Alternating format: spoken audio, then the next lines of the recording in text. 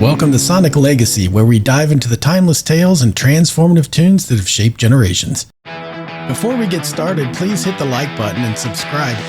We would greatly appreciate it, and it would help our little channel grow. Welcome back, my friends, to the show that never ends. This is Sonic Legacy. My name is Andy Parker. I'm with my friend Gary Kelly, and of course, we have a new guy with us, Mr. Marty Paris. Gary, tell us a little bit about this. Marty Paris. Man, Marty Paris. Someday we'll meet in person. I know Marty since what? We were talking about this before. Was that 2004, 2003-ish? Yeah, it's been quite a long time. It's about 20 years, yeah, for sure. And music brought us together. So real quick backstory on it. A lot of people, I don't know if you're familiar with Baton Rouge or not. Andy, I know that you are. Great band. Yeah. That's another great drummer too, by the way, Corky McClellan. Woo. Very underrated band. Well, we're not recording. We'll have a long conversation about that. And that guy can sing. The first time I heard him sing, he was sitting behind me on drum kit. Man, I turned around and said, "You want to sing?" They've never said that to me. No, we always turned Andy's mic off, but it's crazy. Yes. But singing, actually, that's a good point, because Kelly Keeling, the singer of Baton Rouge, was actually the reason that I ended up meeting you. Yeah. I reached out. I think it was actually MySpace back in the day, if you can go back that far. Kids, if there's younger people on here, MySpace was a website that prior to Facebook, which you still don't use, but I reached out to Kelly on MySpace, and I was getting into web design and stuff at the time, and I was kind of like, man, he's got a site, but it's not great. And I wanted to reach out and see if I could help him, because I just wanted to acknowledge, that I listened to this guy, great musician, and just unbelievable. The most best singer that you never heard of, honestly, on a lot of levels. Seriously. I mean, I've seen it live. I've seen it in the studio. It's amazing. I agree. Unbelievable singer. Yeah. So I reached out to Kelly. We had a couple conversations. Nothing ever really developed from that at the time. But I think what happened was, Marty, you and Kelly got together to record an album, Paris Keeling album. Yep. Which everybody should check out, by the way. And I think he put you in touch with me to discuss doing the artwork for the CD and stuff for that. So then we got into a conversation, and it kind of took off from there. We just known each other ever since. I've done work for you in multiple different avenues. We've done many different things over the years, and I just consider you a great friend at this point. I've known you so long, even though we've never seen each other in person. Yeah, I mean, honestly, like I said, I mean, you're my go-to guy on all that stuff. And that's funny though, because we were here, we were finishing up the End of Ride album at the studio here in North Carolina, and we'd left New York probably about a couple weeks before that, and we were in the kitchen, and I said, man, I need to get somebody to do a website. He goes, I got a guy. So he gave me your name, and I called you up, and we literally, I remember I was standing in the dining room. I mean, I remember where I was when certain things happened. Yeah. And you were working on the website, man, within like a couple days after that. So, and he designed the Paris Keeling logo. I mean, so anyway, and then, once Kelly was in Trans-Siberian Orchestra, I got to know those guys pretty good. And then Max Mann, who passed away, which is really sad. Another great singer. We formed a band together called Permanent Reverse, and then Gary did that one too. So with the drummer. With Corky with Corky from Baton Rouge. That's true. Yeah. Wow. And Mike Arrington from Latham, and we had Kaz, Greg Corenzia, who's an amazing guitar player. I mean, it was a great band. But anyway, the logo on that. I mean, I got an ESP custom shop for that era. And that logo that Gary designed is on the back of the neck plate. That's sweet. I mean, I want to show it to you someday. I'm gonna say, dude, you designed this logo. It's true. But anyway, it's been great. And he reached out, and I'm like, heck yeah, man. I think he said let's do an interview and talk about some stuff. And then I was talking to him, and I just heard this song. I listen to Yacht Rock Radio a lot these days. Don't ask me why. And I started thinking, man, that's a really good song. So when he called me up to do that interview, I told him about the song, and he goes, well, you want to do the iconic song first? And I said, yeah, let's do that. So that's what we're going to do today. Yes. Well, we're definitely going to have you back on to get a little bit of your history. And that's awesome. Oh, yeah. And I know you've got tons of stories to share, so we're looking forward to all those as well. But. And I'll keep all this bad stuff and anything negative out of it, because when you're on the road with guys, some of that stuff you don't share. But anyway, so you'll have half your stories that you can tell. Exactly. Redacted. But not pertaining to me. I mean, Corky and I, like, we would stay in a different hotel even sometimes. Anyway, some of those people are crazy, but we'll leave that alone. So, so Andy, you want to intro what we're doing here for this particular episode? Yeah, so we do the whole genesis of this part, like the Sonic Legacy is not just about 2 songs that we talk about, but this is the fun part of this, where we kind of bring different people in and we ask them to give us 2 iconic songs, and if or 1 or whatever they have. And again, it's not, as we stated prior to recording, it's not that they're your 2 favorite songs. It's just 2 songs that when you think of iconic, they pop into your head, and in general, you think everybody else would sort of agree with you. We've done these before, and it's just fun. And I love to hear other people's what they think is iconic, and then the defense of them. Our very first episode, I was going hot and heavy not defending, but just arguing how great "Boys of Summer" by Don Henley is, and "Jeremy" by Pearl Jam, and I was like, I can argue about these songs all day, and that's what I love about music.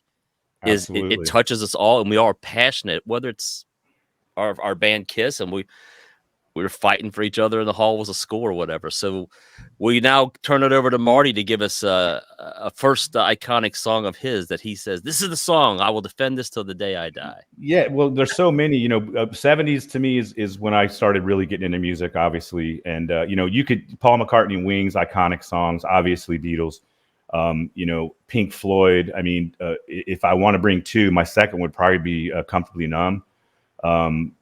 Just for the as a producer and songwriter, that's where I'm approaching this from. By today, today anyway, both of these songs really, because we look at the production of that album and the nuances that they did that early in the 70s was pretty incredible. And then the most iconic guitar solo, perhaps of all time, especially when David played that live, right? Comfortably Numb. So yeah. But anyway, so the song, so that would be my number 2.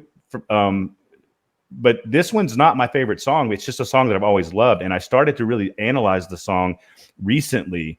And it's Year of the Cat by Al Stewart. Don't bother asking for explanation. She'll just tell you that she came in the year of the cat.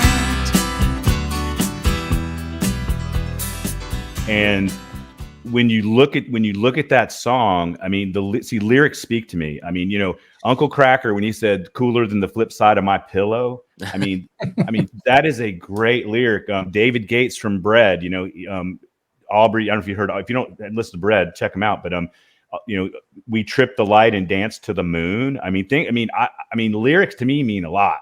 Yeah. And when you look at the lyrics of this song, I mean, that's the first thing that grabs you. But it's on a morning from Bogart movie in a country where they turn back time. You go strolling through the crowd like Peter Lorre, contemplating a crime. I mean, this song lyrically is brilliant, but even more so than that. I mean, this thing has got a string section, and I'm not talking about a motif, right? I'm talking about string section. In fact, Paris Keeling had a lot of strings in it because of this particular song, because I love the fact that they could do that. I mean, you noticed that, I'm sure. But it's got a guitar, it's got an acoustic guitar solo, it's got then an electric guitar solo, and then a saxophone solo. I mean, it's just one hit after the next. I mean, by the time you get to the third solo, you've already scored 4 runs. And I started, because everyone, so I started to look at this and I'm thinking, I never did this until Gary said, "Hey, let's talk about this song." But I mean, the producer was Alan Parsons. Oh, wow. Yeah. All right. What's the most famous studio probably in the world, but especially in England? What would it be? Abbey Studio. Abbey Road. Abbey Road. That's where it was recorded. Yeah. All right. It came out July 1976.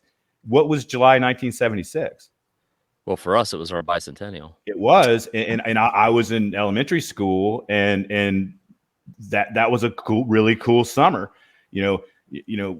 Lots of music on the radio. I heard that song a lot in 1976 because it came out in 1976. Not to mention More Than a Feeling.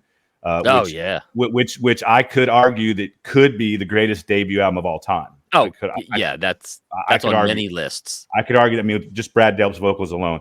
Anyway, so the crazy thing is his girlfriend was, this is Al Stewart. His girlfriend was reading a book by the same name. The Year of the Cat is a Vietnamese year that they had, and it was 1975 was the year he wrote it.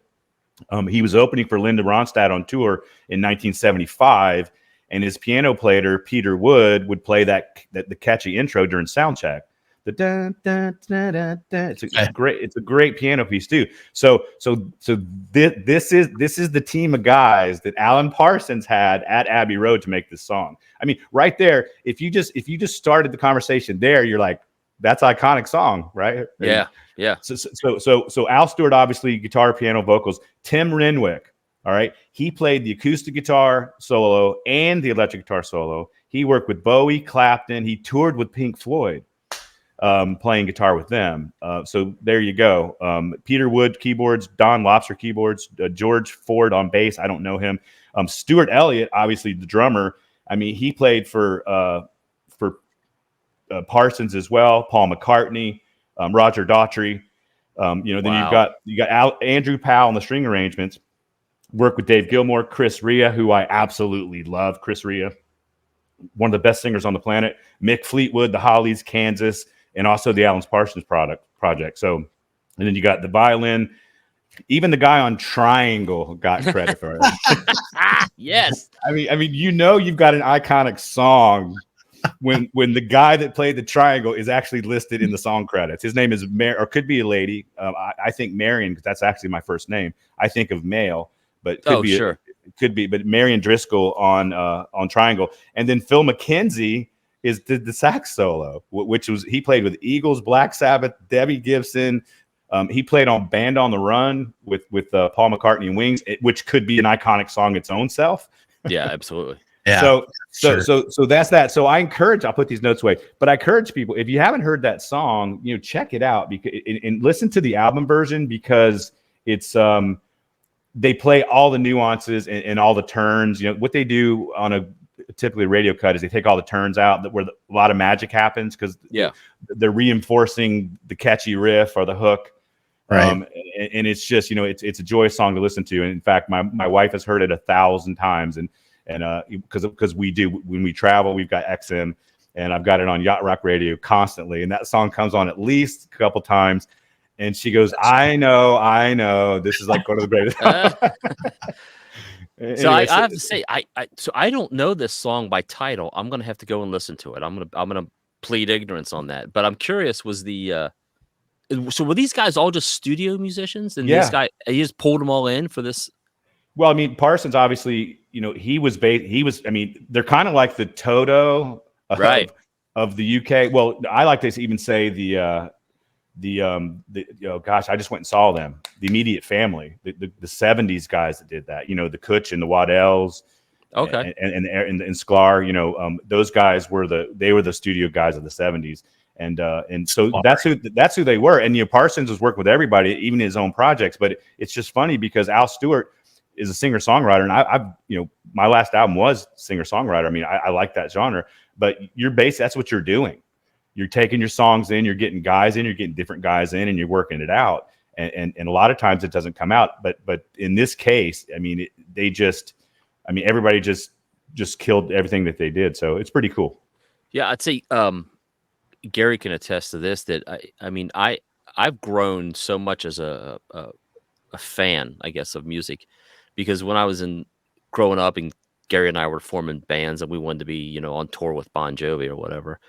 I just wanted to be like the next Kiss or Rat, just write songs that and as I've gotten older, and again, this is all, I guess, a Gary love fest.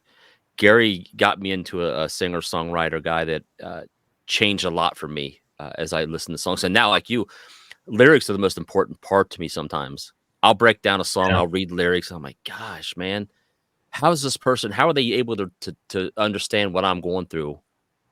And they don't even know me.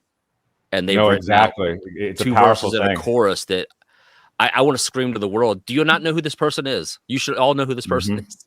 And they don't care, because they want to listen to Dua Lipa or something. And I just want to slide tackle them and say, stop that nonsense. I think people listen to music for different reasons. And I think it's also like a maturing process that you go through as a music listener. Oh, sure.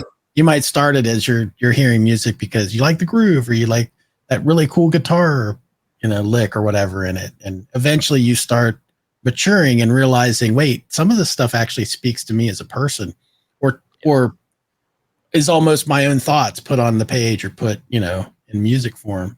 And I've gone through that as well. Andy and I have talked about this before, and I had a very narrow vision of music. So I will say that for me, the 70s, other than like some rock stuff, most of the 70s yacht rock kind of stuff, Yacht rock, Gary. didn't really hit me. Indeed. It didn't really hit me at the time. But looking back now, I can appreciate it. Now I was not super familiar with this song when we talked about it, Marty, but I did listen to it since we talked about it. And it wasn't until the chorus, the hook, that I recognized that portion. Yep. And I'm sure that any version I heard was the radio version, if I ever heard it. Yeah, for sure. Listening to that song, it's not a short song, that's for sure, because there's a lot of movement to it. There is a lot of instrumentation and stuff that, as a musician now, at this point in my life and looking back and seeing all the things that I never listened to at the time or appreciated at the time, you can really appreciate this, all of it that's in there. And I especially like the triangle, by the way. Now, just kidding. No, but real quick, just check. I mean, as a lyricist, and all of us do that, and we've all produced too. But you look for those magic moments. But this is the last verse. It says, when the morning comes and you're still with her, and the bus and the tourist are gone, and you've thrown away the choice and lost your ticket, so you have to stay on. That's happened to me on a train before, by the way. Oh no, it has.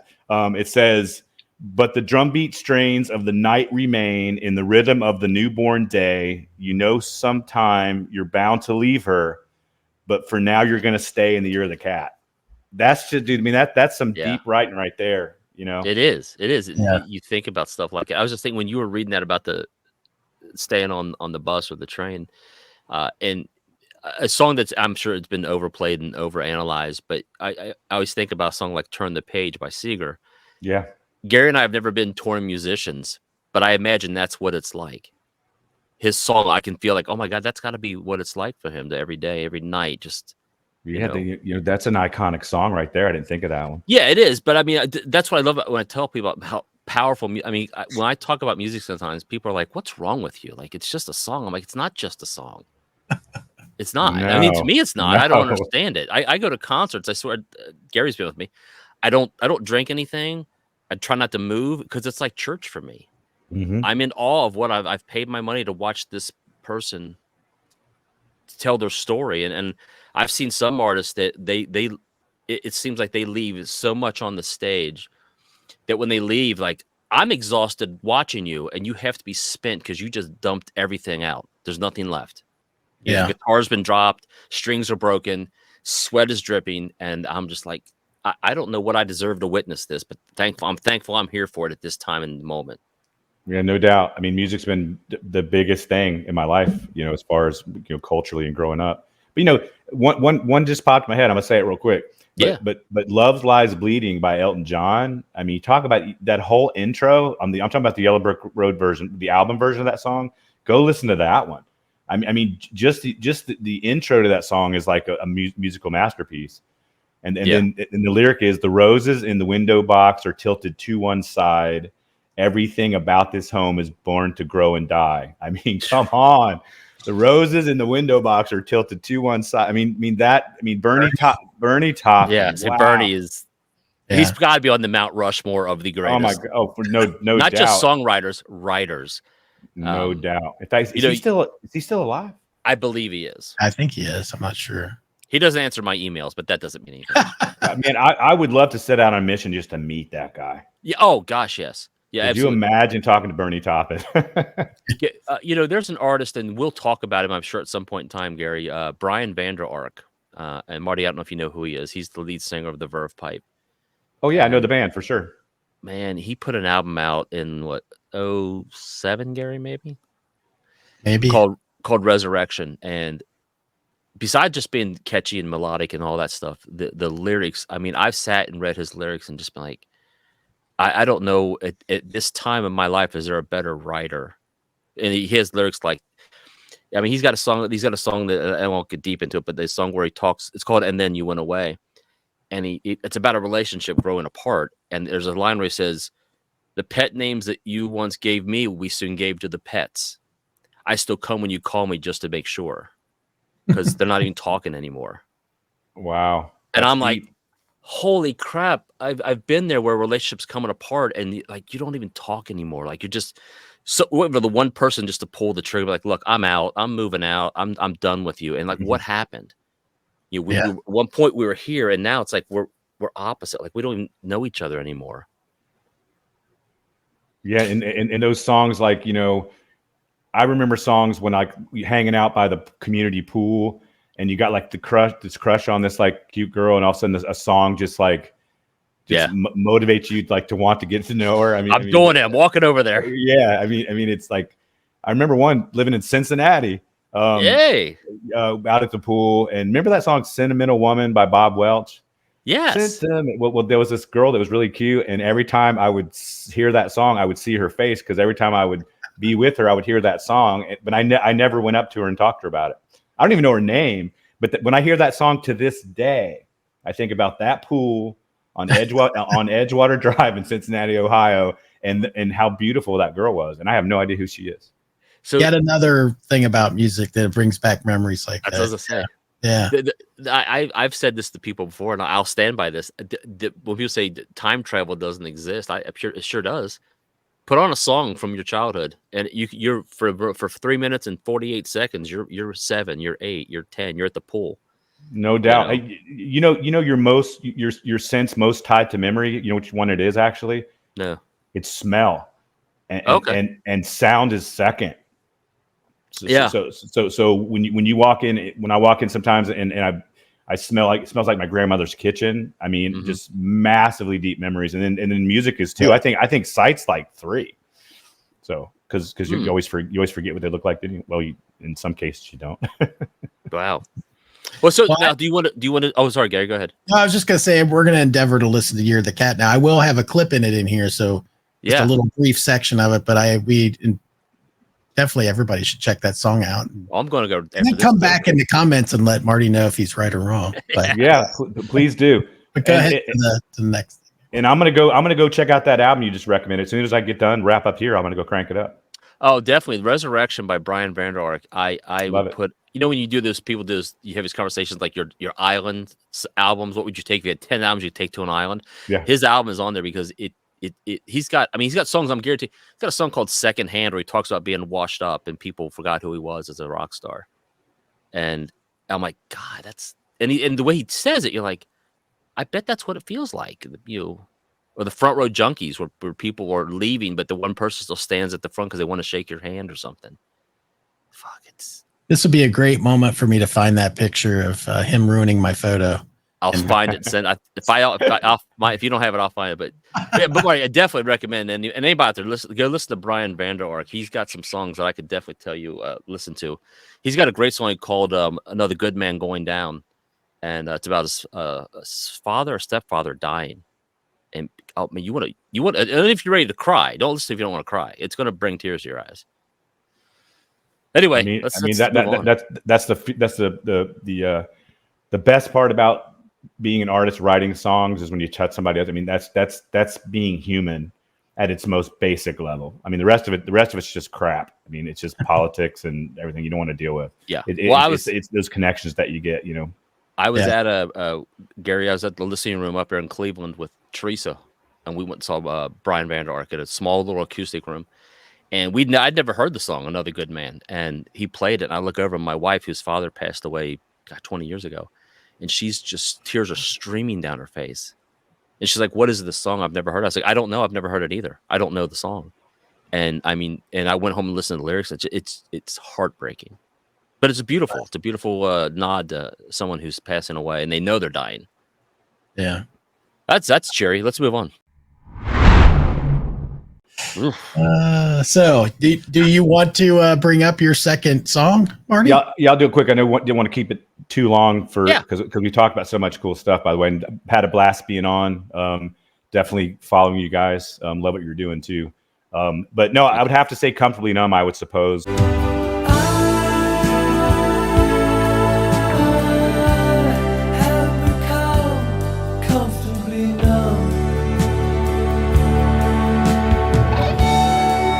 I think from a, well, you know, it's just a little pinprick, ding. Just those little things like that when you're in a studio making music are so important because somebody might have never heard that, and maybe you never heard it, but every time I hear it, man, it sends chills down my spine. It's like when you record a song and like your ring hits the string, and nobody else ever heard it, but every time you hear it, you're like, ooh. It's little Easter eggs like that are in songs, and I think Roger Waters was great at that. Obviously, the solo in "Comfortably Numb" I mentioned already, but it's one of the most iconic, especially when he plays it live.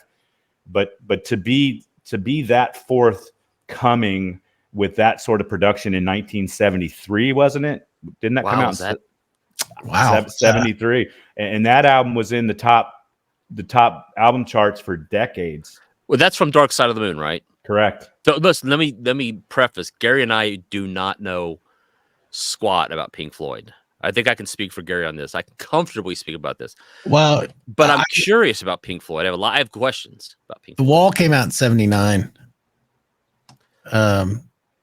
So yeah, but that's on Dark Side of the Moon, which is I think the longest charting album. Oh, is that what it came up? Yeah. And it was 73. I'm pretty sure. I didn't get into Floyd until I was in college, and because my roommate was he was a big Floyd guy. That's interesting. It says here that it's from the 11th studio album, The Wall. Oh, is it from The Wall? That's what it says here. I mean, I don't know. If you can believe the internet. No. Oh, wait a minute. No, you're right. You're right. You're exactly right. I don't know what I'm thinking. Yes, Gary, it is. Post. Yeah, please do. Yeah. No. I'm thinking. What song am I thinking of on from 73 that was just as impactful? No, you're right. Comfortably Numb was definitely on The Wall. That was produced by. But was that part? That wasn't Bob Ezrin. Bob Ezrin produced that album. Bob Ezrin. I'm pretty sure Ezrin produced The Wall. Gary, verify that. So my questions on Pink Floyd, and by the way, I'm going to agree with you. I do not know much about Pink Floyd. I know what the radio tells me to listen to. I love Comfortably Numb. They're like Led Zeppelin to me.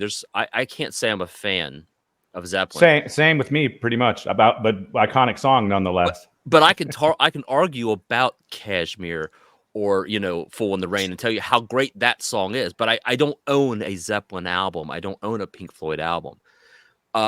I endeavor to, because as I'm getting older, I'm trying to appreciate music better, because I was so locked in to the 80s of only what I liked, and that was it. If it wasn't, Night Ranger, Rat, Dokken, Kiss, and Van Halen, I just wasn't listening to you. And Bon Jovi.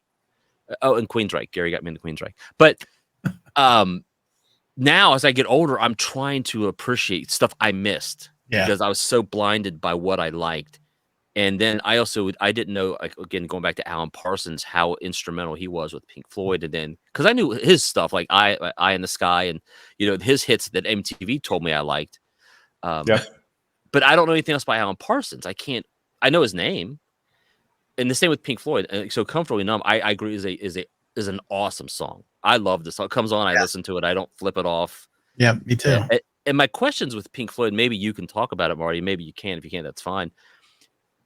Who was more instrumental? Was it Gilmour or was it Waters? Or are they both equally as powerful in that band? Because were they as good when Waters left? Well, I don't know.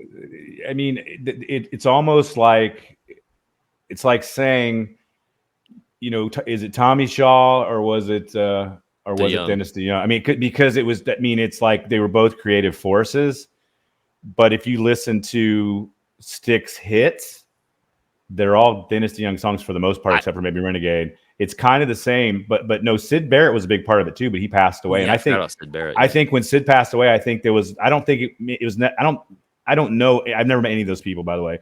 I don't know if he was kind of the commonality between the two of them, but I think Roger was the one that really kind of just didn't like David. I don't think that was really mutually felt that way. I think it ended up being that way. But, if I've got Dave Gilmour in my band, he's going to have influence. Well, and Roger Waters comes across as a little bit of a curmudgeon. He's angry about a lot of things. He is, and I never say anything negative about anybody. I try not to. But, you can do your own research. But he's had his struggles with things like that, and that's fine. We all have. But I think he's got demons.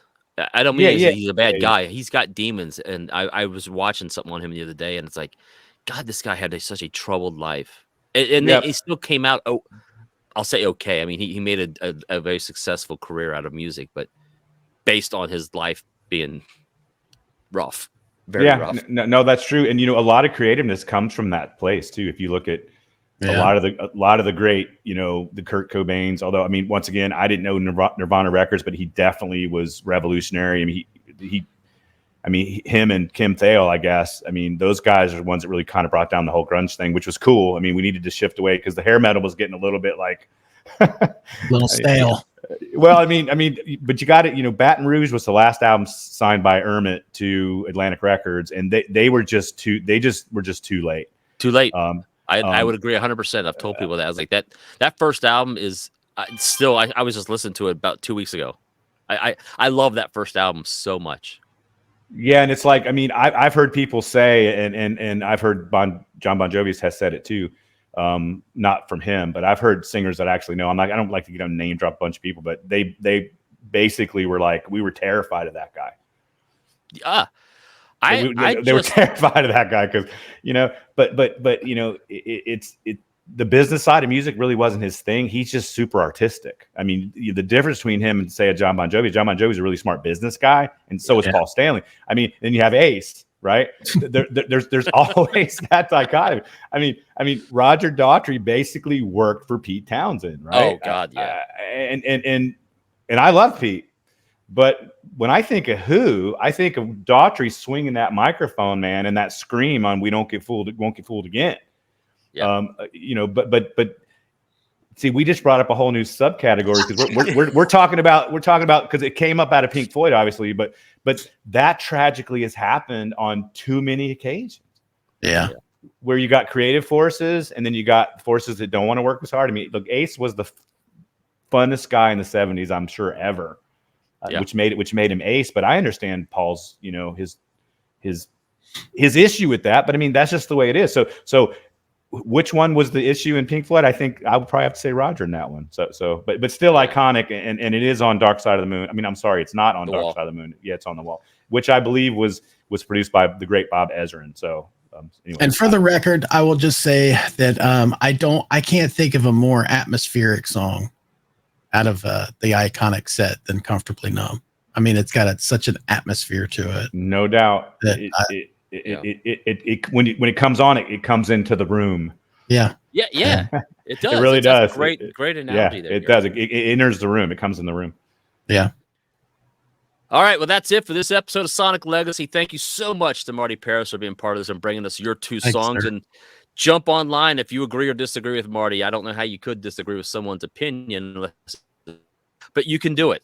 So jump on, tell us what you think of Marty's songs, and if you like The Year of the Cat. And of course, I know everybody likes Comfortably Numb, I'm sure. So we look forward to seeing you again on the next episode of Sonic Legacy.